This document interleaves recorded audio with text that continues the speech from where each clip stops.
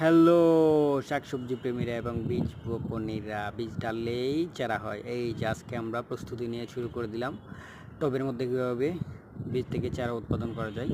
আজকে আমরা এগুলো কি বলে আমরা লইব্বা বলি, এটার চারা উৎপাদন চলবে। এই যে কাজ চলতেছে, টবের মধ্যে আমরা চারা রোপণ করব।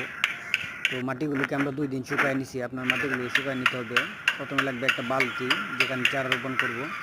বালতিটাকে একটু ফুটো করে নিতে হবে। এখানে হিট দিচ্ছিলাম, এটা বালতিটা ফুটো করব যেন পানি দিলে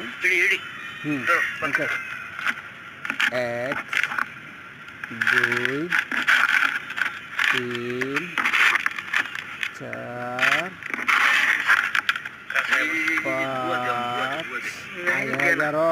করছি।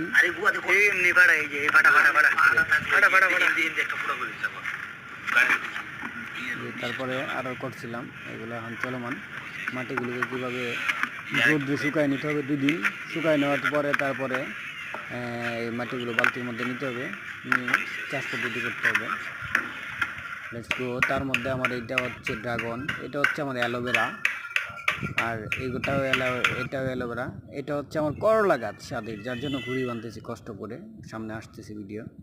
করলার ফুলগুলো দেখছেন কত সুন্দর সুন্দর, এই যে গাছ থেকে ছাড়তেছে আরও।